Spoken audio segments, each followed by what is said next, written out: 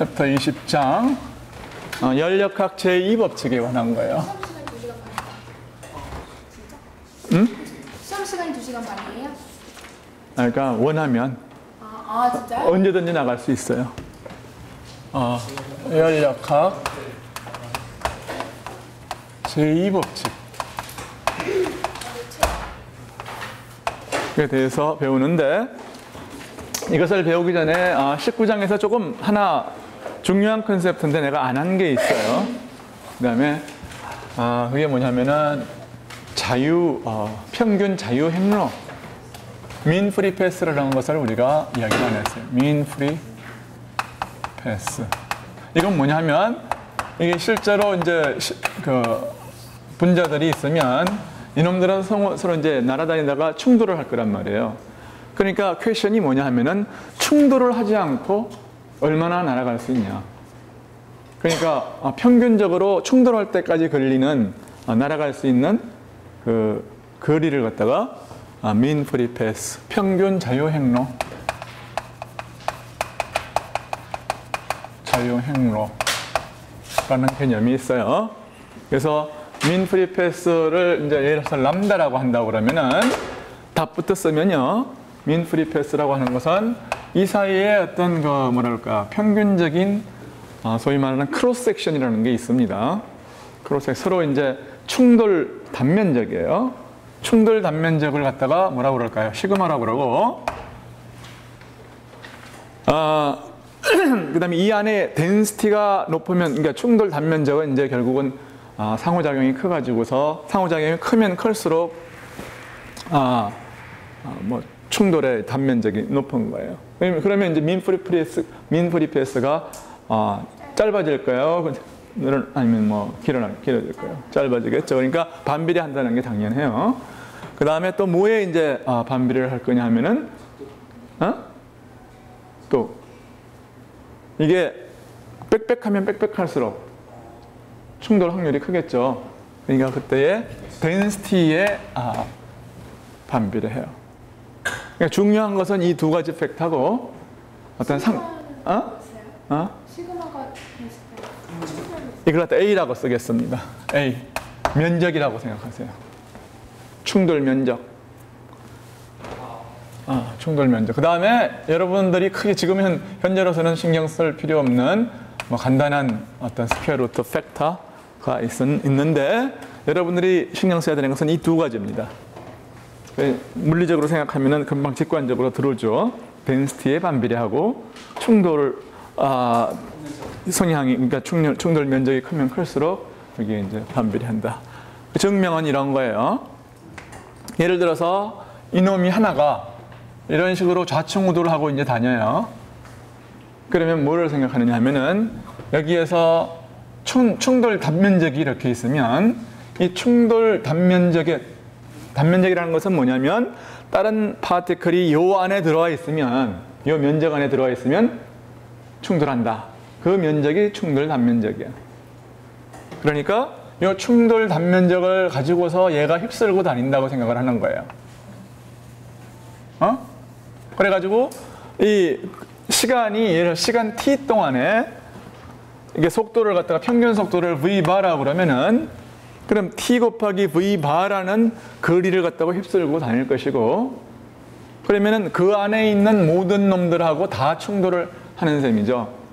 그러니까 이 안에 있는 볼륨을 뭐예요?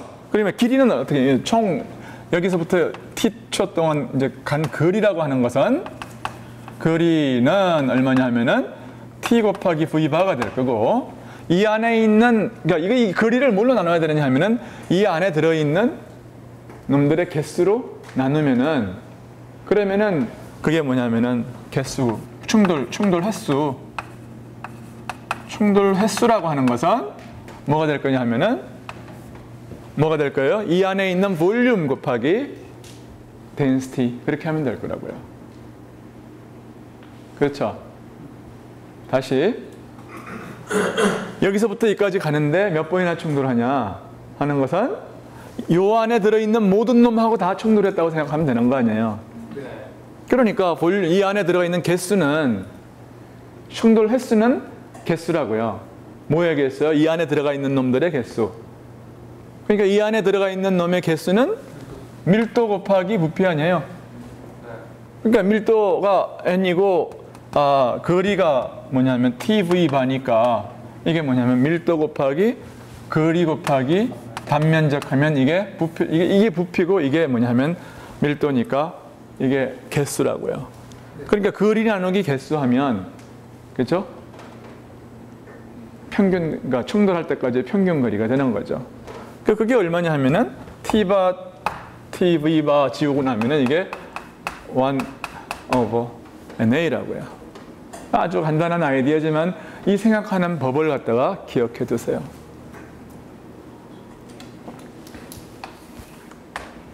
그리고 이 스퀘어 루트 2라고 하는 것은 뭐 그냥 상대적인 어떤 거 뭐랄까 relative distance를 평균을 낼 때 나오는 팩터다. 뭐 중요치 않은 팩터예요. 오케이?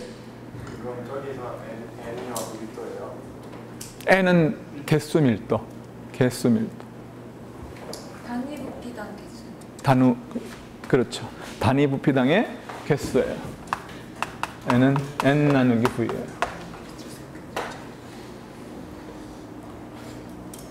무슨 말인지 알겠죠?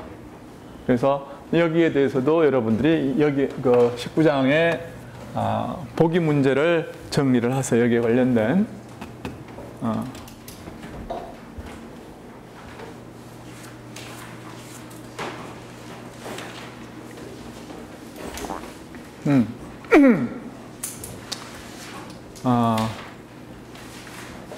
자, 20장 이제 오늘 할 걸로 들어가가지고 처음에 뭘부터 시작하느냐 하면은 가역과 비가역 반응부터 시작을 비가역 과정에 대해서 이야기를 하겠습니다. PV 다이어그램을 우리가 생각을 했을 때에 어떤 한 상태가 평형에 도달해 있다면 그거는 그 상태에서 그냥 꼼짝 안 하고 있어야 될 거예요. 그러면 물론 평형 안에서 한 개의 원자들, 각개의 원자들은 굉장히 바삐 움직이고 있죠. 그렇지만 전체적으로 봤을 때 얘가 일로 가면 딴 놈이 오고 해서 전체적으로 봤을 때는 아무것도 변하는 게 없는 것처럼 보이는, 그시적으로 봐서는 아무것도 변하는 게 없는 그런 상태가 평형 상태예요. 오케이? 그러니까 우리가 생각하는 모든 온도라든지 하는 온도의 개념, 특히 그 다음에 내부 에너지라든지 이런 것들은 전부 뭐의 속성이냐면 평형 상태의 속성이에요. 근데 우리는 뭐를 생각하냐면 어떤 과정을 생각하거든요. 한 평형 상태에서 다른 평형 상태로의 이동을 생각을 하는데, 이 이동이라고 하는 것은 굉장히 뭐냐면은 비가역일 수도 있고, 그러니까 다시 말해서 한 상태 일로 왔는데 이걸 갖다 다시 갈 수 있으면 이게 가역이라고 그러고, 일로 오기는 오는데 예를 들어서 돌아갈 수는 없는 그런 과정을 비가역이라고 그러는 겁니다. 예를 들어서 자유팽창 같으면 뭐예요? 상자에 막을 이제 놓고서 기체를 갖다가 여기다가 두면 여기에 모여 있겠죠, 왼쪽에. 그러다가 이걸 갖다가 제거를 하면 퍼지겠죠. 근데 이 퍼진 것이 도로 돌아가지는 않잖아요. 그렇죠? 이런 것은 다 뭐예요? 이건 비가역 과정이라고요. 자연계에서 일어나는 모든 거의 99.999% 일은 전부 비가역 과정입니다. 그런데 이 비가역 과정에 대해서는 계산할 수 있는 양이 별로 없어요. 그러니까 우리는 굉장히 theoretical하지만 물리에 있던 좋은 점이 그런 거거든요. 시스템을 좀 simplify 해가지고 뭔가 좀 우리가 생각할 수 있는 형태 혹은 계산할 수 있는 형태로 만드는 게 그게 물리예요. 물론 현실과는 약간의 차이는 있을 수 있지만 그래도 우리는 현실을 기술한다는 어떤 그 목표도 있지만 그보다 훨씬 더 중요한 것은 물리의 목적은 현실을 이해하는 거라고요. 예를 들어서 한 잔의 물이 흔들리는 것을 갖다 기술한다고 하는 것은, 그걸 그 자체를 기술한다고 하는 것은 너무나도 첫째 어렵고 둘째는 의미가 없는 거예요. 그래서 여기 있는 파티클이 그 다음 순간에 어디로 이동하고 그래가지고서 이걸 다 기술한다고 하는 거는 뭐예요? 이게 우선 10에 20 한 5승계의 어떤 파티클의 개수에 대해서 이야기를 해야 되니까 그걸 우리가 할 수 있다고 하더라도 한다는 것은 무의미한 거죠. 그러니까 우리는 이해에 초점을 맞추고 있는 거기 때문에 어떤 그 계산할 수 있는 어떤 프로세스를 생각을 하고 싶은 거예요. 그게 뭐냐면 가역 과정입니다. 그러니까 가역 과정은 현실에서는 거의 존재치 않는다고 생각해도 좋아요. 그런데 그러면 가역 과정의 정의는 뭐냐 하면은 굉장히 시스템을 평형점 근방에서 천천히 움직이는 거예요. 여기 평형점이 있고 각각의 점들 다 평형점이거든요. 요 PV 다이어그램 위에 있는 모든 점들은 다 평형점들이에요. 그러니까 여기에서 요 다음 순간으로 아주 천천히 움직이고 거기서 여기서 그 다음 순간으로 천천히 이런 식으로 해서 이 가역 과정을 평형점에서 인피니시멀하게 가깝게 천천히 움직이는 거 그런 방법이 있을 것이고 그런 이제 과정을 가역 과정이라고 그래요. 가역 과정. 가역 과정과 비가역 과정. 비가역 과정은 현실에 존재하는 거고, 그러니까 비가역 과정은 가역은 거의 존재하지 않는다. 실제로 뭐 잉크병이 깨지면 절대로 주워 담을 수가 없잖아. 뭐 가역할 수 있는 게 별로 없다고요, 실제로.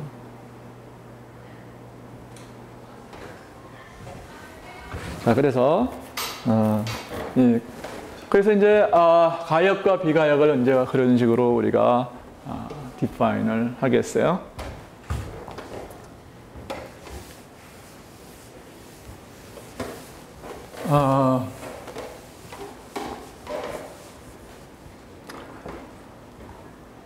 그다음에 우리가 이제 최종 우리가 배워야 하는 것이 제2법칙이라고 하는 것인데, 제2법칙이라고 하는 것은 뭐냐면 소위 말하는 엔트로피에 관한 거예요. 궁극적으로는 엔트로피에 관한 것인데, 이 엔트로피 컨셉을 가지고 직접 이제 우리가 가게 되면은 뭔가 좀 어려워요. 그러니까 엔트로피를 가기 전에 우리가 제2법칙을 뭘 가지고서, 기관을 가지고서 디파인을 할 거라고요. 기관과 기관의 효율을 가지고서 제2법칙을 다루겠어요. 기관의 효율을. 그래서 그렇게 하기 위해서 우리는 기관을 디파인하고 기관의 효율을 디파인하고, 그래서 이제 이 기관의 효율을 계산을 하는 것이 현실적으로도 굉장히 중요해요. 그래서 뭐 가솔린 기관의 효율을 이제 높이는 것이 그 첨단 기술의 가장 큰 목적 중에 하나죠. 왜냐하면 효율을 높여야 뭐 자동차도 연비도 좋아지고 그 다음에 환경도 정화되고 그런 거니까요. 그래서 이 효율에 대해서 상당한 만큼을 투자를 하겠어요. 그래서 오늘 계산할 대부분들이 기관의 효율에 관한 것이고, 이 기관의 효율을 공부를 해가지고 뭐를 할 거냐 하면은 효율 100%짜리 기관, 그런 것을 뭐라 그래요? 제 몇 종? 효율 100%. 제 1종은 뭐냐 하면 그냥 아무것도 안 줘도 지가 하는 거. 제 2종은 에너지를 한번 주면 지가 그거 그냥 먹고 더 이상 필요를 하지 않는 거. 그러니까 제 1종 연구기관은 에너지 보존 법칙 때문에 당연히 안 되죠. 근데 제 2종 연구기관이 안 되는 이유가 뭐냐? 분명히 에너지 줬으면, 그러니까 내가 좀 아까 좀 말을 좀 어폐를 있게 했는데, 에너지를 주면 그 열 에너지를 주면 그 열을 갖다 전부 일로 다 쓸 수 있는 거. 100%. 그러니까 기관의 효율을 갖다가 오케이. 그래서 100%짜리 기관의 효율이 효율 100%짜리 기관이 존재치 않는다는 것이 그게 열역학 제2법칙이에요. 그게 뭐냐면 켈빈과 또 누굽니까? 켈빈의 어떤 그 스테이트먼트고, 거꾸로 돌리면은 기관을 거꾸로 돌리는 걸 뭐냐면 냉장고라고 그래요. 그다음에 냉장고의 어떤 그 효율이라고 하는 것은 조금 다르게 정의를 하기 때문에 냉장고의 효율은 그러니까 효율이 인피니티짜리 냉장고가 존재하지 않는다. 퍼펙트한 냉장고가 존재하지 않는다. 다시 말해서 일도 안 해주고 열을 갖다가 계속 이제 낮은 온도에서 높은 온도로 열을 갖다 계속 뿜어낼 수 있는 걸 갖다가 그걸 냉장고로 퍼펙트한 냉장고라고 그러는데 그런 게 존재하지 않는다. 이런 것은 두 개는 동치예요. 그런 다음에 우리는 엔트로피로 다시 돌아오겠어요.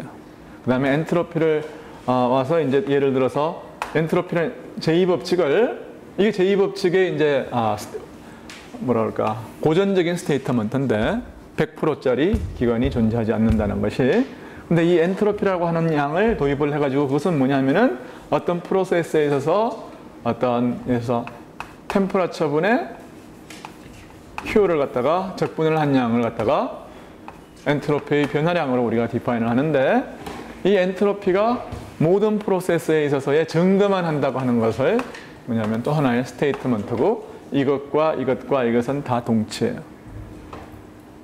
그런 것들을 우리가 공부를 하려고 합니다. 그리고 파이널하게 이 엔트로피라고 하는 것은 이렇게 연력학적으로 정의된 건데 이거를 어떤 통계적인 방법으로 다시 정보에 의해서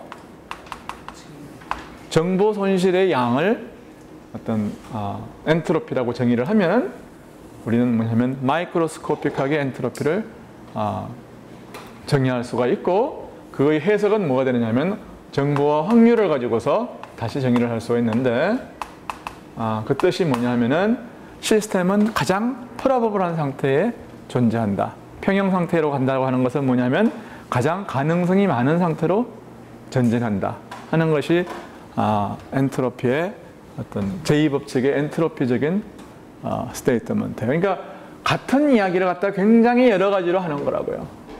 결국 20장에서 이야기하는 것은 제2법칙을 이야기하는 몇 가지 방법에 대해서 배우는 거예요.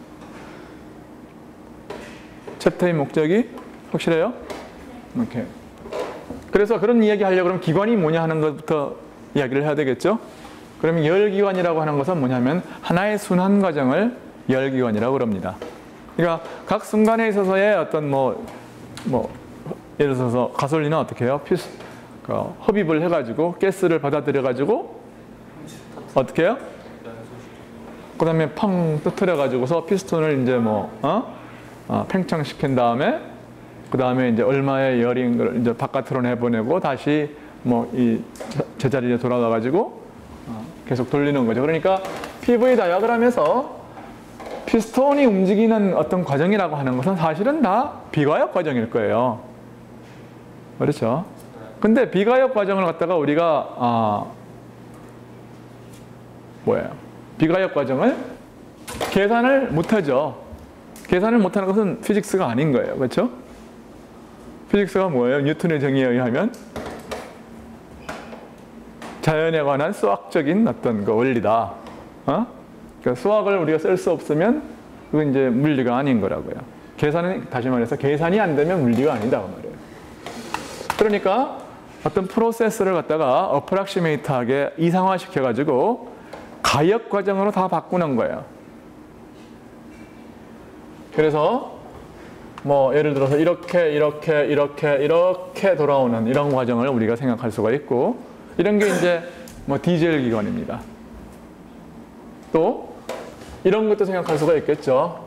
두 개의 예를 들어서 이건 뭐야 하면 이런 것도 생각할 수가 있을 것이고 전부 다 어떤 가역 과정들로 바꾸는 어떤 다이아그램들이에요. 그렇지만 실제의 어떤 엔진은 이런 가역 과정을 따르지는 않고 실제의 기관은 여기에 대한 다 어프락시메이션이에요. 그러니까 이거는 실제의 어프락시메이션이고 다시 이야기를 하지만 실제는 뭐냐면 이런 이상화된 것보다 전부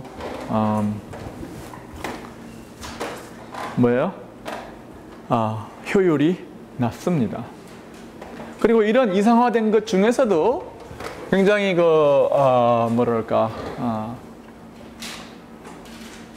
특별한 어떤 기관이 있는데 그게 뭐냐면 까르노 기관이에요.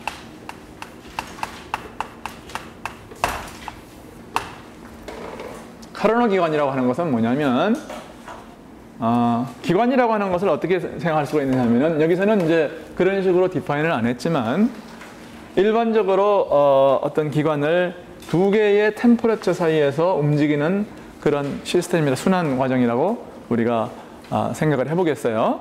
그러면은 이게 TH 높은 온도와 TL 높은 온도와 낮은 온도 사이에서 움직이는 오퍼레이션을 이제 하는 그런 두 개의 기관이라고 그랬을 때에 결국 문제는 뭐냐면 높은 온도에서 예를 들어서 열을 공급을 해가지고 열의 일부는 뭐예요? 1로 가고 나머지는 좀 소비를 하는 거예요. 응? 그러니까 이런 과정이 이게 뭐냐면 열기관이라고 열기관의 어떤 그 계략도라고 할 수 있어요. 그래서 이게 뭐냐면은 Q 높은 온도에서 흡입되는 열량 이건 뭐냐면은 낮은 온도에서 뭐예요? 방출되는 열량이에요. 아이디어란 어떤 기관이라고 하는 것은 어떤 거냐면 이것 없이 모든 QH가 W로 다 가는 거 이게 없는 거 그게 이상적인 열기관이겠죠. 그래서 기관의 효율 그걸 어떤 뭐라고 그럴까요? 엡실론이라고 정의를 하면 기관의 효율이라고 하는 것은 엡실론은 데피니션이 뭐예요? 이거는 들어간 열량 QH 분의 한 일이에요. 그렇죠? 이것은 인풋, 아웃풋이에요. 항상 인풋 분의 아웃풋이 효율입니다.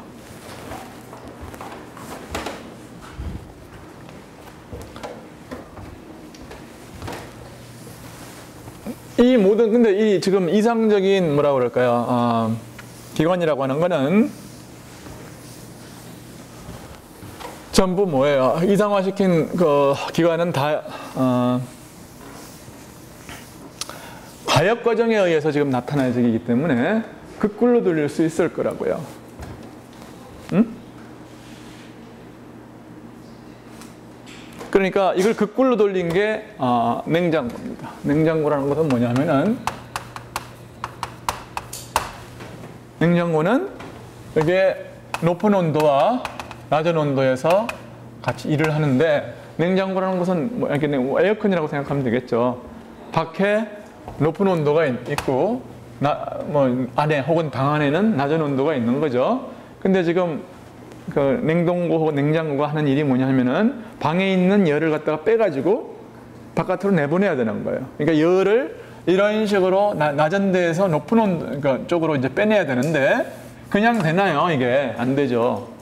뭐를 해야 되느냐면 일을 해줘야 된다고요. 그러니까 얼마만큼의 일을 해가지고 뭐예요? 이 높은 온도로 열량을 빼내야 되는 거죠. 그래서 뭐냐면 여기서 나가는 것을 QH, Qlow라고 그러면은 결국 우리가 인풋이 뭔가요? 여기서는 1이죠, 그렇죠? 인풋이 뭐냐면 1이에요. 그래서 이걸 갖다가 K라고 쓰면 냉동고의 혹은 냉장고의 효율이라고 그럴까요? 이런 것을 효율이라고 부르면 좀 뭐 안 좋은데 책은 뭐라고 번역했죠? 하여튼 냉동고의 효율을 K라고 그러면은 이것을 인풋은 W고 1이고 아웃풋은 뭐예요? 얼마만큼 방 안에서 일을 빼냈느냐. 그게 뭘까요? 차이. 온도 변화. 어? 온도 변화. QH 빼기 사라지는 그게 뭘까요? 얼마만큼 빼냈느냐 이게 뭐냐 하면은 목표치 아니에요, 그렇죠? 이게 뭐냐 하면은 아웃풋이라고요. 이게 일을 해가지고 얼마만큼의 방 안에서 일을 빼냈냐.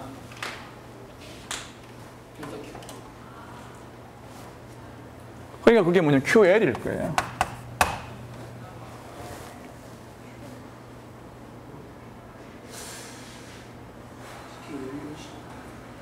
오케이? 왜 QA? 응? 그러니까 그 자리에 들어가야 될게요. 열의 변화면 열은 내가 뭐라고 그랬죠? 열은 특별한 일이 없으면 절대로 델타라는 표시를 안 해요. 열이라고 하는 것이 원래가 뭐냐 하면은 들어간 양 혹은 나온 양, 어차피 변화된 에너지의 양을 갖다가, 그러니까 에너지 인 트랜스퍼가 열이거든요. 오케이. 그러니까 밖에서 안에서 얼만큼 밖으로 빠져나갔냐 그런 얘기예요. 다시 이야기하자면 QH나 QL은 밖에 있는 열량이 아닙니다. 오케이? 여기에 이제 힛 리저버가 물론 있어요. 뭐 평일 밖에 있는 온도가 예를 들어서 뭐 일정하다 그러면은 여기에 있는 열의 총량이 QH가 아니라고요. 뭐예요? QH가 여기서 빠져나간 그 변화량을 QH라고 그러는 거예요. Q라고 하는 것은 언제나 변화량입니다. right? 그래서 이것이 냉동고의 일의 정의예요. 그 다음에 이제 냉장고하고 비슷하지만 또 조금 다른 개념이 하나 있어요. 그게 뭐냐면 온풍기죠. 그건 뭐예요? 일을 해가지고 따뜻한 공기를 방 안에다가 공급을 해야 되는 거예요. 그렇죠? 그거는 뭐예요? 목표치가 뭡니까? 이게 높아야 되는 거죠, 이게. 방에다가 높은 온도를 공급을 해야 되는 거니까. 그러니까 이제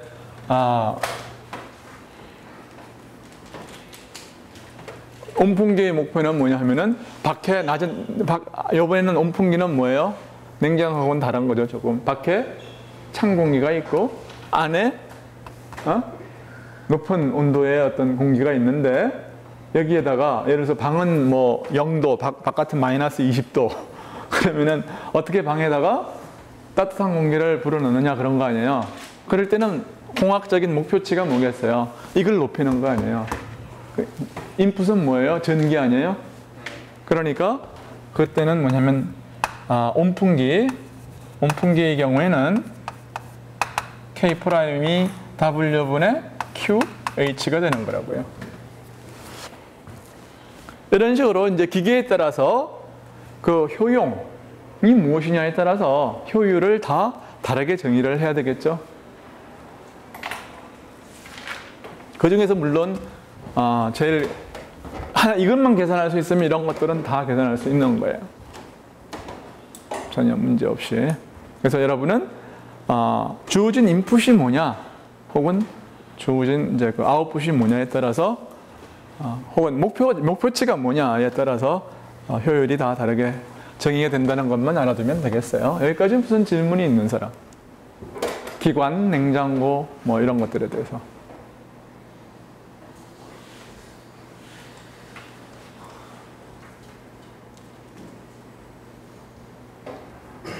그래서 이번에는 이상적인 어떤 그 기관 하나를 생각을 하겠어요. 그게 뭐냐, 아까 조금 이야기했던 카르노 기관인데, 특별히 카르노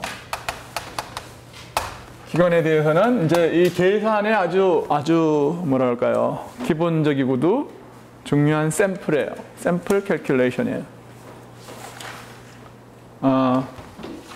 나는 이 카르노 엔진의 계산보다도 조금 더 복잡한 것을 물을 수 있어요, 시험에서. 그러니까 이걸 지금 계산하는 것을 잘 익혀두라고요. 자, 카르노 기관은 이게 데피니션이 뭐냐면 높은 온도와 낮은 온도, 이게 TH와 TL의 두 개의 뭐예요? 등온곡선이에요. 이 등온곡선 사이에서 이제 그 순환 곡선을 만들어야 되는 거죠. 그러면 두 가지 방법이 있을 거예요. 여러 가지 방법이 있을 텐데, 첫 번째 방법은 이런 거, 두 개의 등적 곡선에 의해서 만드는 거.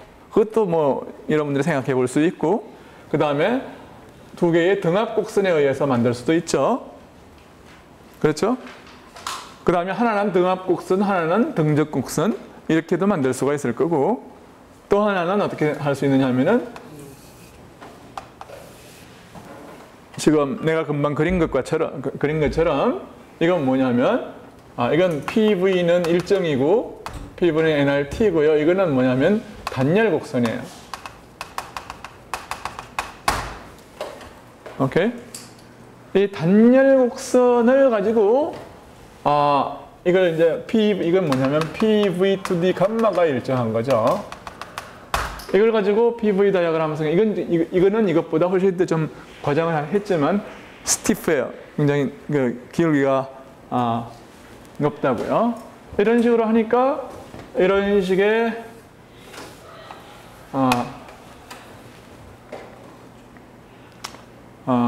뭐라 그럴까요? 이 과정을 생각할 수가 있습니다. 그래서 이건 뭐냐 등온 팽창이 되겠죠. 볼륨이 이쪽이고 이쪽이 프레셔니까 이건 등온 팽창, 이건 등온 압축이 될 것이고 여기는 뭐예요? 단열? 이건 뭐 팽창이죠. 이거는 부피가 늘어나니까요. 이거는 단열 압축이고요. 단열 압축. 그래서 등온 압축, 그 다음에 단열 압축, 그 다음에 이거는 등온 팽창, 단열 팽창. 이 과정을 통해 가지고서 기관이 계속 오퍼레이트 하는 거예요. 그럼 여기서부터 일로 갈 때에 1은 얼마나 하나요? 여기서는 이 밑에 있는 이만큼 하겠죠. 그 다음에 여기서부터는 1이 이만큼이 될 거라고요. 그 다음 여기서부터는 뭐예요? 네거티브의 1이죠. 그렇죠? 왜냐하면 과정이 V가 높은 데서 큰 데서 낮은 데로 가니까. 그러니까 요만큼을 이제 빼줘야 되는 거고, 원래는 지금 어떻게 되냐면 여기서부터 이만큼하고 이만큼이 지금 1이 축척이 됐어요. 그랬는데 여기서부터 여기까지 하니까 요걸 빼주고, 그렇죠? 그 다음에 여기서부터 여기까지는 요만큼을 다시 빼줘야 되니까 그럼 남은 건 뭐겠어요? 요걸 빼주니까 요것만 남은 거예요. 그래서 결국은 네트 1이라고 하는 것은 한 순환 과정을 통해서 W 네트라고 하는 것은 이건 뭐예요? 완전히 PDV를 갖다가 4개의 곡선에 대해서 다 순환적으로 적분한 것이 W 네트예요. 몰라요?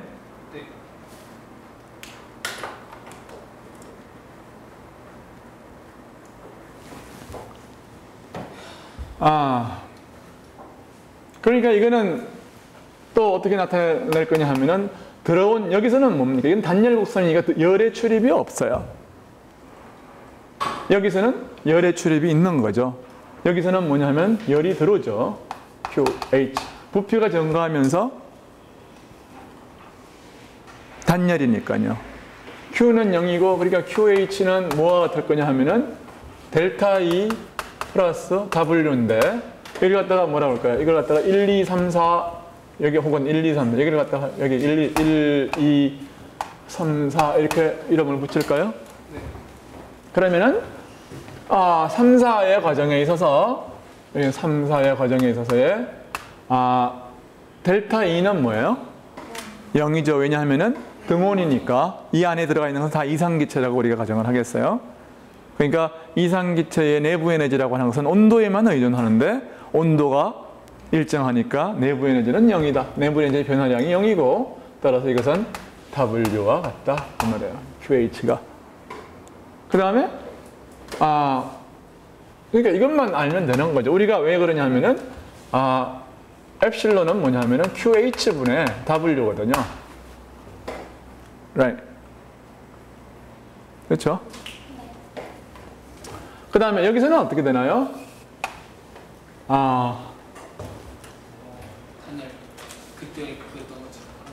또 우리는 어떤 것도 생각할 수 있냐면 한 바퀴 돌았을 때에 그러니까 제1법칙을 갖다가 이제 한 바퀴 돈 순환 과정에 대해서 적용을 하면은 어떤 얘기를 할 수 있냐면은 토탈 네트 열량 Q 네트는 뭐냐 하면은 들어온 열량 빼기 나간 열량이에요. 그렇죠? 여기서는 열이 들어오고 여기서는 나가요. 네. 이것이 뭘 거냐 하면은 델타 총 뭐냐면 이 시스템에 여기서부터 출발해서 1, 2, 3, 4를 갖다 돌아서 한 바퀴 돌았다. 그러면은 델타 E W 총 W 네트일 거라고요. 한 바퀴 돌은 거. 근데 이게 뭐예요? 델타 E는 뭐죠? 내부 에너지 변화예요. 그러니까 W 네트는 뭐냐면은 Q 네트와 같다 그 말이에요. 그러니까 이것이 뭐냐 하면 Q 네트와 같고, 따라서 이 경우에 있어서는 그 기관에 있어서는 항상 W 네트는 Q 네트와 같아요. 그러니까 일의 한 바퀴 돌았을 때의 일의 총량은 열에 들어온 열 빼기 나간 열.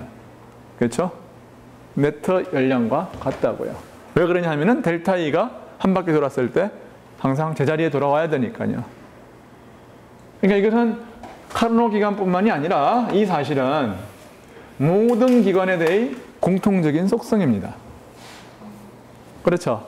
그러니까 기관의 열이라고 하는 것은 E라고 하는 것은 엡실론이라고 하는 것은 QH분의 W인데, W는 뭐냐면은 Qnet, 이건 W는 뭐와 같냐면 QH 빼기 QL과 같아요.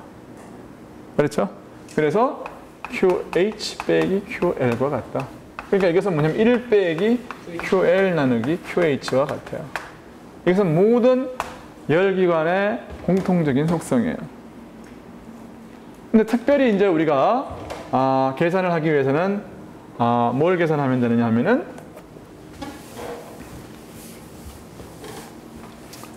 QL과 QH를 각각 계산하면 되겠네요. 근데 QH는 어떻게, 또 이 경우는 뭐와 같으냐 하면은 1 빼기 QL은 뭡니까? QL은 여기서 QH는 뭐냐면 여기서 들어온 거예요. right?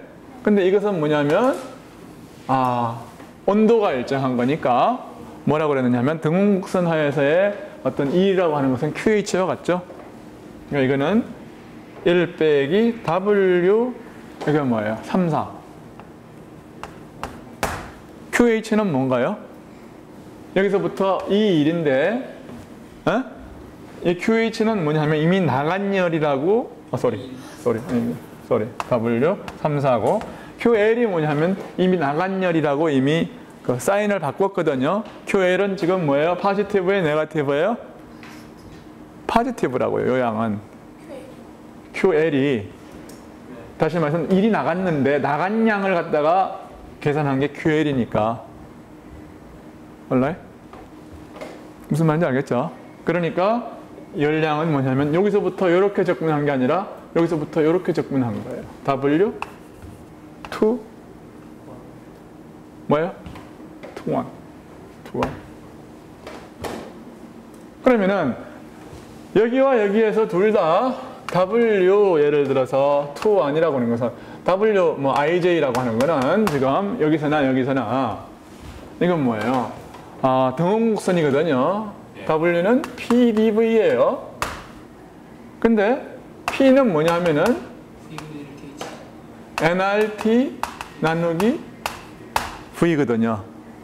등운곡선이니까 T가 일정하잖아요. 그러니까 이것은 그냥 쉽게 적분이 된다고요. 이게 뭐냐면 nRT를 바깥으로 빼고 뭐죠? V분지 DV. 그죠? 이니셜에서 파이널까지 적분을 하면 이건 뭔가요? nRT에 곱하기 로그의 VF 나누기 VI예요. 그렇죠? 따라서 이건 뭔가요? 1 빼기 nRT 로죠. 곱하기 로그 VF 나누기 VI. 이게 뭐냐 하면은 이거 나누기 이거예요. 그렇죠? V1 나누기 V2. 여기는 nRT H 곱하기 로그의 큰 거 나누기 작은 거 V4 V3. 자, 다 좋았는데 이거 지워지고요. 이제 요 놈하고 요 놈을 갖다가 소구 어떻게 할 수 있으면 좋겠네요. 여기서 뭐를 쓰는 거냐 하면은 요놈에 있어서의 어떤 관계식을 쓰는 거예요. 연결식이 뭐냐 하면은 지금 1과 2를 연결시켜야 되고 1, 2를 연결시켜야 된다. 1, 2를 연결시키는 게 뭐냐 하면은 등호곡선입니다. 그러니까 PV는 NR T인데 T가 일정하죠. 그러니까 P1, V1은 P2, V2이고 그 다음에 또 저기서도 뭐냐면 3, 4에 대해서도 P3, V3는 P4, V4예요. 그렇죠? 그 다음에 여기서는 어떻게 됩니까? P4, 3 하면은 P4, V4의 감마성이 P3? 그러니까 1인가요? P1, V1의 감마성. 그 다음에 또 여기서는 2, 3, P2, V2의 감마성이 P3, V3의 감마성이다. 뭐 이렇게 이런 것들을 이제 우리가 얻을 수가 있는데 이거를 이제 소거시키는 방법은 뭐냐 하면은 그래서 P1 이걸 다 곱해요. 여기서는 다 이거 왼쪽은 왼쪽대로 오른쪽은 오른쪽대로 다 곱하면은 그러면 P1, 2, 3, 4 지금 하나씩 있고 여기서도 1, 2, 3, 4 하나씩 있네요. 그러니까 다 곱하면 P 캔슬 되죠. 그 다음에 V1은 어떻게 되나요? V1, V3, V4, V2 V4, V2의 감마성 이퀄 여기서는 V2, V4 V2, V4 V1, V3 V1, V3의 감마성 이렇게 되죠. 양변을 뭐냐 하면은 V1, V2, V3, V4로 나누면 그럼 어떻게 되겠어요? 이런 것들은 이제 캔슬 되는 거고 여기서는 한 개씩 이제 캔슬 되는 거죠. 그리고 나면은 요성하고 이거성 이건 뭐냐 하면은 다 양수들이니까 요 안에 있는 것들이 같아야 되는 거죠.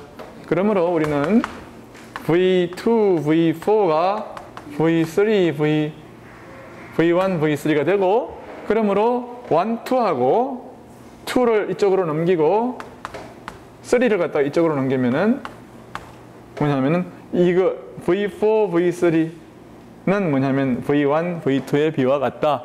그러므로 양변의 로그를 취하면 뭐냐면 이거 두 개가 캔슬되는 거죠. 그래서 이것이 뭐가 되느냐면은 1 빼기 TL 나누기 TH가 된다 그 말이에요.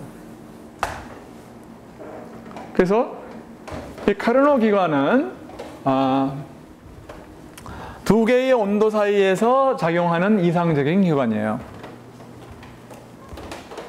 두 개의 온도 사이에서 작용하는 이상적인 기관인데 나중에 이제 보이겠지만 열역학 제2법칙을 쓰면 뭐를 보일 수 있느냐 하면 어떤 열기관도 이 카르노 기관의 열 효율보다는 클 수 없다 하는 것을 보일 수 있어요. 오케이. 그건 좀 이따가 이제 보이기로 하고 여기까지 무슨 질문 있는 사람? 지금 보면 이게 기관 한 개를 공부를 하면은 이 안에서 굉장히 많은 것을 배울 수 있어요.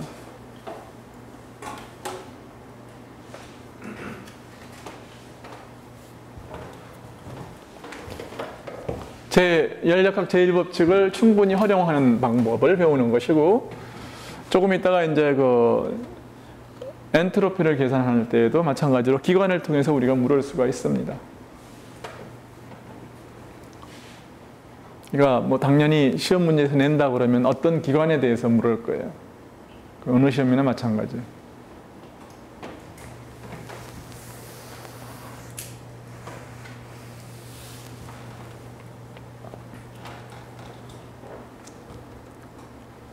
이걸 갖다가 모든 기관은 거꾸로 돌리면 다 냉장고가 되는 거예요. 그렇죠? 그러니까 까르노 냉장고는 어떻게 됩니까? 까르노 냉장고. 이거는 기관, 이게 효율, 이게 답이 뭐가 될까요? W는 뭐냐 하면은 이건 뭐냐면 Q 하이에서 QL을 뺀 거고 QL은 QL이네요. 그렇죠? 베이직하게 이러한 얘기를 이제 반복을 하면 되는 거죠. 그럼 이거하고 캔슬 되기 때문에 여기서 마찬가지로 해서 뭐가 될 거냐면 여기서는 TL 라는 게 TH 빼기 Q, TL이 될 거라고요. 네? 온풍기는 어떻게 되겠어요? 여기 TL 대신에 TH로 바꾸면 될 거예요. 뭐 그런 식이죠. 네?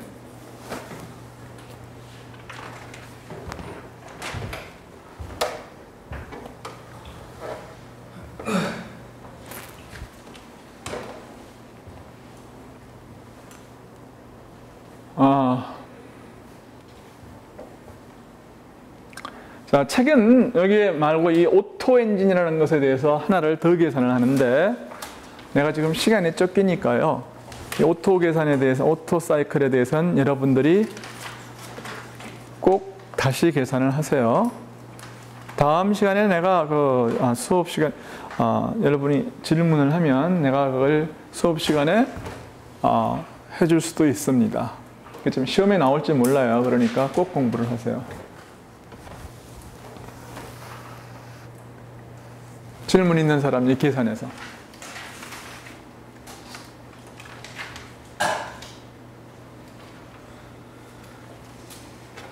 오케이.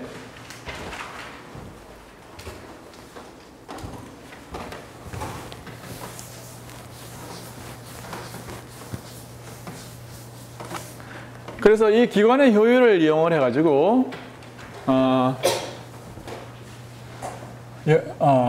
제2법칙을 스테이트를 하겠어요. 제2법칙.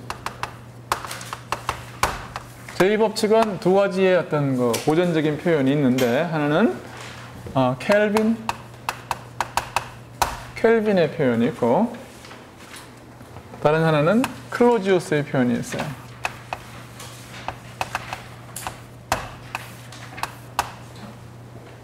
켈빈의 표현은 뭐냐면 이런 겁니다. 열을 QH를 집어넣는데 열을 갖다가 넣어가지고 100% 1로 다 전환시키는 그런 기관은 없다. 그런 기관. 이게 제2종 연구기관이 없다는 겁니다. 이게. 그렇죠? 이런 거는 안 된다는 거예요. 이게 켈빈의 표현이에요. 클로지우스의 표현은 뭐냐면 냉장고인데 일은 안 하고 그냥 낮은 온도에서 높은 온도로 일을 다 뽑아 올리는 거죠. 그러니까 K가 뭐였느냐 하면은 W분의 QL이었는데 여기서 그냥 Q를 갖다가 낮은 온도에서 높은 온도로 그냥 쫙 일은 0이고요. 일은 안 하고 이렇게 할 수 있으면 얼마나 좋겠습니까? 그럼 K가 인피니티죠. 그러니까 공짜로 돌아가는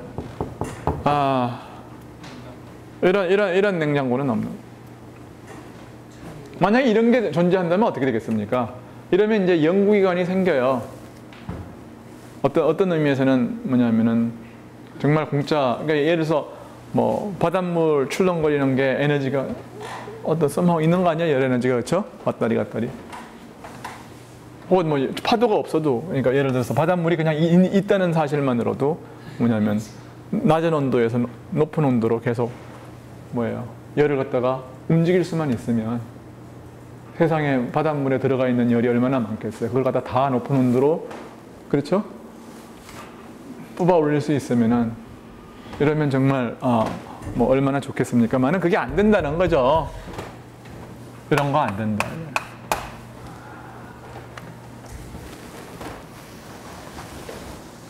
그게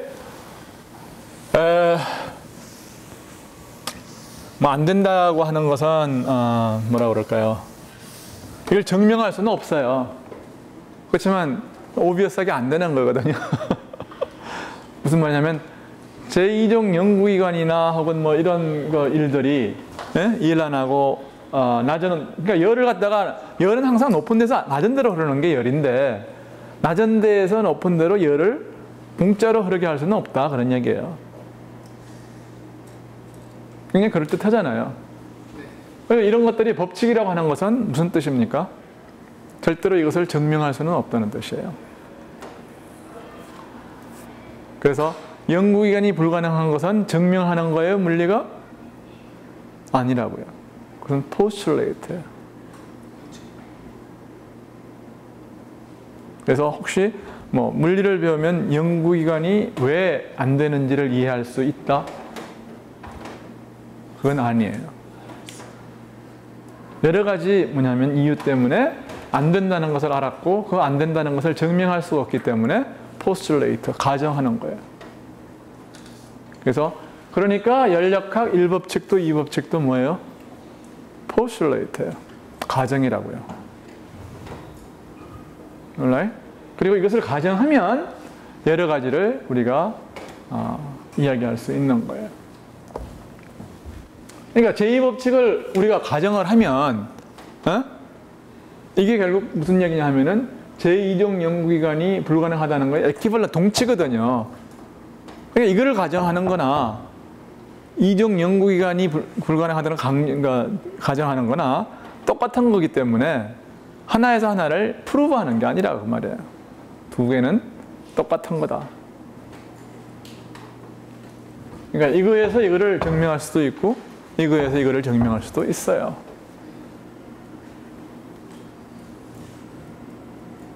오케이.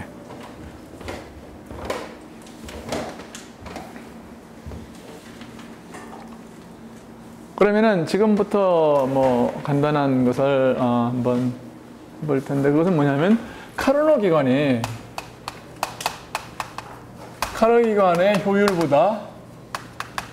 효율은 다른 어떤 것보다도 효율이 높다 하는 것을 효율이 임의의 기관보다 효율이 높다는 것을 적용하겠어요.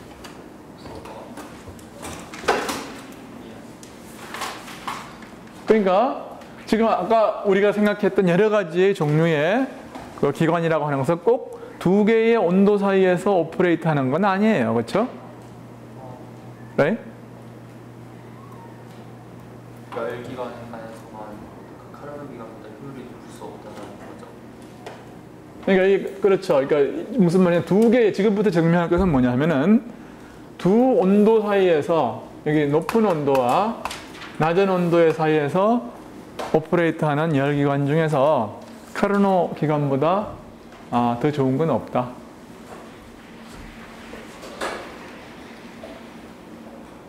그러니까 사실은 임의 기관도 그렇게 생각할 수가 있어요. 왜 그러냐면 임의 기관도 예를 들어서 이런 것을 생각한다 하더라도 결국 가장 높은 온도는 여기고 한 점이고 가장 낮은 온도는 또 한 점인데 그렇죠?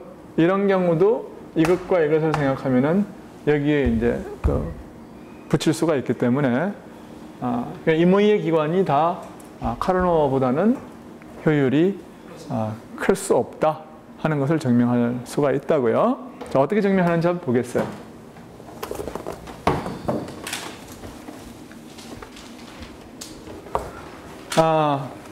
만약에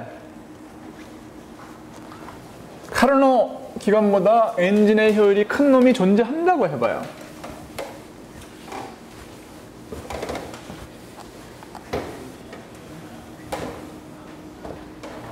그러니까 어떤 엔진이 존재해가지고 어떤 엔진 X가 존재해요. 엔진 X가 존재해가지고서 이거의 엡실론 오브 X가 뭐보다 커요? 그러니까 카르노보다 크다. 이렇다고 해봐요. 그러면 이거는 데피니션이 뭐냐면은 뭐예요? W로 한 1 나누기 뭐냐면 QH예요. 그러니까 이제 그러면은 카르노 기관을 갖다가 거꾸로 돌리면 뭐가 되느냐 하면은 뭐가 되나? 그러면은 능량구가 되죠. 그러니까 기관 X가 여기에 있어요. 그리고 기관 X는 뭐냐면 여기에 H 프라임이라고 그러죠. 로부터 출발을 해가지고 W만큼을 내고 그 다음에 L 프라임을 갖다가 버리는 거예요. 그래서 스테이트먼트가 뭐냐 하면은 그러니까 이 새로운 엔진을 어떻게 만들었냐면 이런 식으로 이 W를 사용을 해가지고 카르노 냉장고를 돌리는 거죠. 이게 뭐냐면 QL, QH 이렇게 하고 이건 지금 이런 식으로 흐름이 이런 식으로 간다고 그래봐요. 그러면 두 개의 어떤 뭐 모터를 갖다 연결하듯이 두 개의 기관을 연결을 하고 이건 거꾸로 돌리고 이건 올바르게 이제 돌려요. 그렇게 할 수 있는 거죠. 그러면은 이게 스테이트먼트가 뭐냐면은 이 스테이트먼트는 뭐하고 똑같으냐 하면은 QH 프라임분의 W가 QH 분지 W와 보다 크다는 얘기죠. 그러니까 그 말은 W가 같으니까 중요한 거는 이렇게 하니까 QH 프라임이 QH보다 크다는 얘기, 작다는 얘기예요? 작다는 얘기예요. 그러므로 QH 프라임이 QH보다 작다는 얘기예요. 그러니까 이걸 토탈을 보면은 1로 내려가는 것보다 1로 올라가는 것이 더 크다는 얘기죠. Right? 그 다음에 여기는 어떻게 되나요? 똑같은 얘기로 해서 QL하고 QL이라고 하는 것은 QH 나누기 W고 이건 뭐냐면은 QH 프라임이라고 하는 QH가 뭐냐면은 QH 프라임보다 크다고 그랬으니까 이것은 QH 프라임 빼기 W보다 커야 돼요. 그렇죠? 근데 QH 프라임 빼기 W라고 하는 것은 다른 게 아니라 이거 빼기 이거예요. 그건 이거죠. 그러니까 그것은 QL 프라임과 보다 커야 된다고요. 그러니까 이놈보다 크다는 얘기예요. 그러니까 이놈보다 커야 된다는 얘기니까 결국 전체를 통해서 보면은 여기서도 올라가고 여기서도 올라가요. 그렇죠? 그렇잖아요. 이게 이거보다 크고 이게 이거보다 크다고요. 그러니까 이 전체를 통째로 보면은 어떤 얘기가 되는 거냐 하면은 여기서 이렇게 올라간다는 얘기입니다. 그 다음에 이 뭐냐면은 이 올라가는 양, 저 QH 빼기 QW라고 하는 게 뭐냐면은 QH 빼기 QL도 되지만 이것 빼기 이것 빼기 이것도 되지만 이것 빼기 이것도 되는 거예요. 그러니까 여기서 이렇게 이것 빼기 이거 한 양은 이것 빼기 이거 한 양과 같잖아요. 그러니까 결국 이게 뭐냐면 이 네트 한 양이 이것 빼기 이거 한 양만큼 해서 쭉 이제 올라가는 이런 그림이 된단 말이에요. 그렇죠? 근데 이건 뭐예요? 다른 게 아니고 클로지어스의 스테이트먼트라고요. 다시 말해서 어떤 기관의 효율이 어떤 엔진 X가 있어서 이것의 효율이 그러니까 카르노 엔진보다 크다고 하는 것은 연력학 제2법칙을 무시하는 거예요. 그러므로 연력학 제2법칙을 가정을 하면 우리가 이런 카르노 엔진의 효율이 이 무의의 기관보다 같거나 크다는 것을 증명할 수 있다 그런 얘기예요.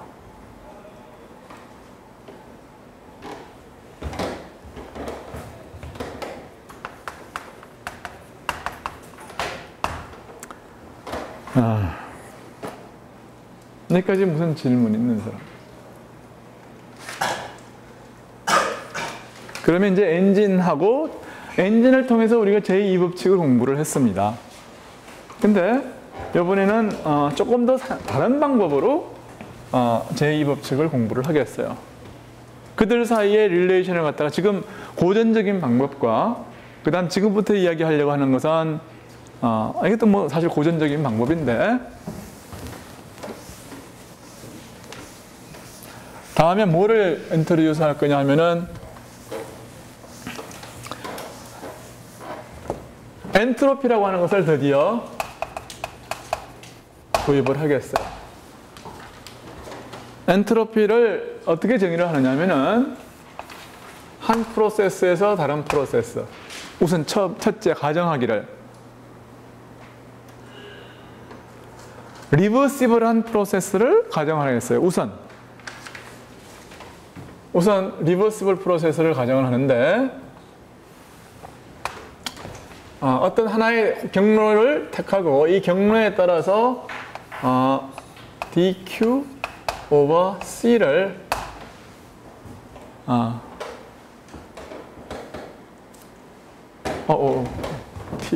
그는 다 안 썼어요. 이 경로를 따라서 시점부터 종점까지 가요. 그리고 이것이 뭐냐면 엔트로피 이 상태 시점과 종점 사이에 있어서의 엔트로피의 변화량이에요. 이게 데피니션입니다.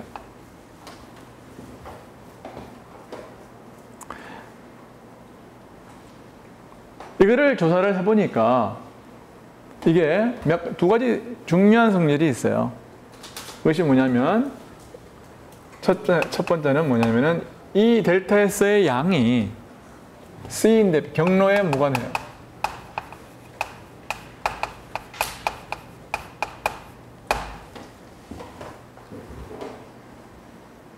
이걸 이제 증명하는 것이 사실 연력학의 여러 가지 프로세스 중에서 꽤 재미있고도 어떻게 보면은 1학년들한테는 좀 어려운 어떤 과정인데,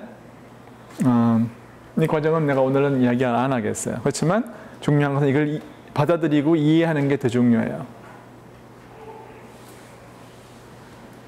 경로에 무관하다는 말은 무슨 말입니까? 하나의 어떤 점을 갖다가 기준점으로 삼아가지고, 그렇죠? 임의의 점에 있어서 엔트로피를 정의할 수 있다는 말과도 같아요. 마치 이건 뭐하고 비슷한 거죠? 포텐셜이 이런 성질을 가지고 있어요. 한 점에서 다른 점까지 가는 어떤 갈 때에 필요한 일의 양이 일로 가나 다 똑같다면, 그럼 기준 원점을 아무데나 그냥 정하고, 그럼 그 원점서부터 그 점까지, 그죠? 가는 그 일의 양을 가지고 포텐셜 에너지라고 정의를 할 수가 있었잖아요. 여기서도 마찬가지예요. 기준 원점을 예를 들어서 원점이 이거 여기라고 해도 되는 거죠. 그러니까 여기서부터 임의 점까지 가는 어떤 엔트로피라고 하는 양을 정하고, 그러면은 그건 엔트로피가 그렇게 되면 뭐냐면은 경로에 무관하니까 엔트로피라고 하는 것은 뭐가 되는 거냐 하면 한 점의 함수다 그 말이에요. 경로의 함수가 아니라 점의 함수다. 그냥 다시 말해서 이걸 갖다 상태 함수라고 그래요. 상태 함수. 즉 점에만 관계된다. PV의 값에만 관계를 하고 경로에 관계치 않는다 그런 거예요. 그러니까 엔트로피라고 하는 것은 한 상태의 함수다 그 말이에요. 한 점이 주어지면 이 점에 엔트로피 값을 어사인할 수 있다 그런 뜻이에요. 이게 굉장히 중요한 말이에요. 연력학에서 가장 중요한 스테이트먼트예요. 이게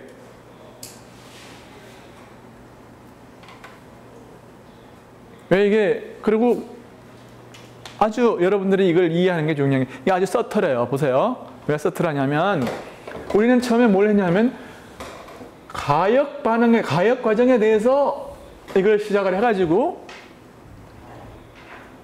어디에 이르느냐면 과정과는 무관하다라는 어떤 그 결론에 이르렀다고요. 다시 이거를 정의하기 위해서는 델타 S를 정의를 하기 위해서는 가역 과정을 우리는 의심을 해야 되는데 그거로부터 나온 결과가 뭐냐 하면은 엔트로피는 과정과는 무관하고 한 점이 주어지면 주어지는 양이다라는 결론에 도달했다는 얘기예요. 그래서 우리는 어떤 이야기를 할 수가 있느냐 하면은 설사 어떤 한 과정이 I에서부터 출발해서 F까지로 가는 과정이 가역 과정이 아니라 할지라도 델타 S를 뭐예요? 정의할 수 있다는 얘기예요. 그때는 이 선적분은 통용이 안 되는 거라고요. 그때는. 이건 뭐냐 하면은 가역 과정이 비가역 과정이다. 예를 들어서 자유팽창 같은 경우에요. 자유팽창의 경우에 시점과 종점은 평형점이에요. 그래서 중간점은 어떻게 된 거죠? 비평형이거든요. 비평형에서는 온도도 뭐 사실 모든 양들이 걔가 차지하는 부피니 뭐 모든 것들이 디파인이 안 되는 양이에요. 이놈들은. 그렇지만 시점과 종점은 잘 디파인 되어 있잖아요. 그렇죠? 그러니까 그러니까 비가역 과정에 대해서도 비가역 과정에서도 어떻게 해요? 델타 S를 디파인 할 수가 있죠. 그건 어떻게 디파인 하는 거예요? 파이널 포인트가 있고 이니셜 포인트가 있으니까 이렇게 디파인 하면 되는 거죠. 왜냐하면 이것이 종점에만 시점을 갖다가 그냥 픽스했다고 그러면은 종점만의 함수니까요. 그러니까 무슨 말 시점이라기 아니라 오리지널 픽스했다고 그러면은 결국은 시점과 종점의 차이에만 관계되는 걸로 이렇게 정의를 할 수가 있다고요. 이해가 가죠? 그래서 예를 들어서 하나의 중요한 엑서사이즈가 뭐냐면 비가역 과정의 어떤 뭐라 그럴까? 그러니까 이렇게 디파인을 해도 되고 또 어떻게 해도 되지만 뭐냐면 하나의 아무거나 자기가 좋아하는 걸 찾아요. 좋아하는 가역 과정. 그건 가역 과정은 이런 걸 아무거나 하나 찾는 거죠. 좋아하는 가역 과정을 찾아가지고 이 가역 과정에 대해서 저 양을 계산을 하면 그러면은 뭐예요? 그것이 엔트로피의 차와 같다. 그런 얘기예요. 그래서 지금 중요한 엑서사이즈가 자유팽창의 예를 생각을 하겠어요. 자유팽창. 이상기체의 자유팽창에 있어서는 델타 E가 0이고 1도 안 하고요. 뭐예요? Q도 0이에요. 그렇죠? 이거 가지고 뭘 계산할 수가 있겠습니까? 아무것도 계산할 수 없어요. 그렇지만 델타 E가 0이니까 처음 시점과 종점에 뭐예요? 온도가 같다는 사실은 알아요. 중간 과정에서는 뭐예요? 온도라는 것은 정의가 조차도 안 된 거죠. 그러니까 뭘 하느냐면 시점과 종점은 그러므로 이렇게 되기 때문에 T가 0이고 TI와 TF가 같기 때문에 시점과 종점은 등원곡선 위에 있어야 돼요. 그러니까 어떤 등원곡선 위에 있어야 되는 거죠. 이런 식의. 맞아요? 네. 그러니까 우리는 이 어떤 대체 과정을 생각하는 거예요.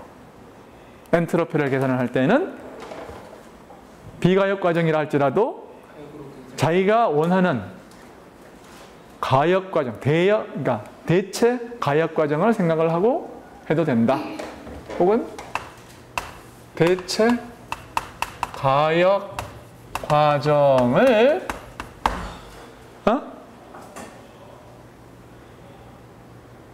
생각해도 된다. 그런 얘기예요.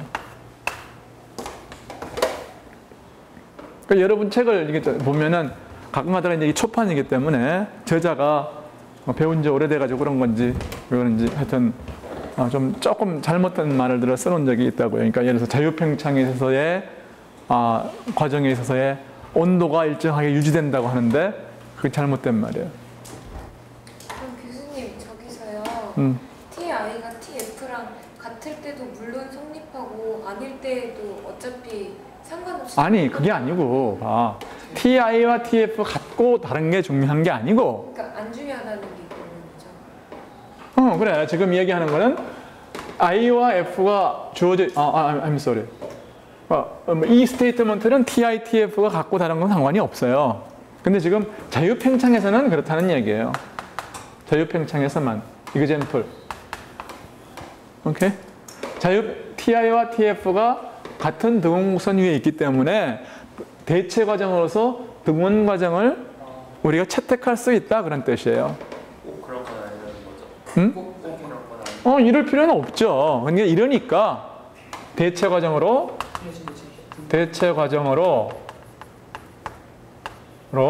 등원 과정을 선택할 수 있다 그런 말이에요. 오케이? 등호는 반드시 가역이에요? 등원 과정이라고 하는 것은 어떤 가역 과정을 이야기하는 거예요. 아니, 그러니까 등원이라고 하는 것이 뭐냐면은 각 순간에 있어서의 어떤 거, 그러니까 여기서 PV 다이어그램에서 일정 한순간에 하나의 포지션이 계속해서 이렇게 연결된다고 하는 것은 이것은 가역 과정이란 뜻이에요.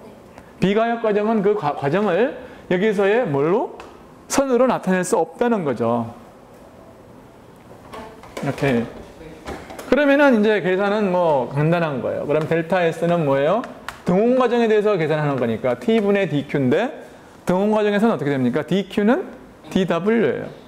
right? DW고 DW는 PDV죠. 그렇죠? 등원 과정이기 때문에 그러면은 이게 뭡니까? P는 이건 뭐냐면은 이 등원 과정이니까 T는 바깥으로 나가고요. P는 뭐죠?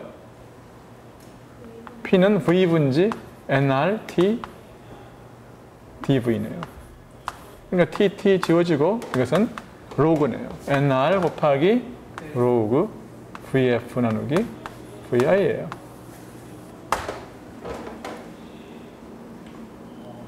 그러니까 예를 들어서 부피가 2배가 됐다고 그러면 뭐예요? NR 곱하기 로그 2예요. 교수님, 맨 처음에 가역으로 가정해야 하는 건 뭐예요? 내가 엔트로피를 갖다가 우선 정의를 해야 되잖아요. 네. 정의를 하려고 그러면은 가역 과정에 대해서만 이런 패스를 얘기할 수가 있거든. 근데 내가 굉장히 어떻게 보면 제일 어려운 과정을 스킵을 한 거예요. 그게 뭐냐면은 이렇게 가역 과정에 대해서 정의를 하면 이 무의의 가역 과정의 패스에 대해서 시점과 종점이 주어지면 이렇게 가나 이렇게 가나 이렇게 가나 경로에 무관하다 그 말이에요.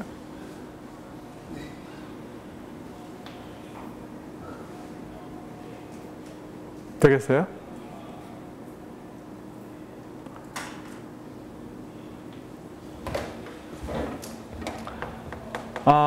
다음 시간에 그 왜 경로에 이제 무관한가에 대한 그 과정을 스케치를 내가 하겠어요. 그러니까 오늘 중요한 거는 이제 오늘 이야기를 뭐 대충 다 한 셈인데 엔트로피에 대해서는 불충분해요, 아직도. 그러니까 결국은 1시간 가지고 이제 도저히 안 된다는 얘기인데 90분 가지고 안 된다는 얘기네요. 그래서 다음 주 월요일 날 월화 수업을 하겠어요.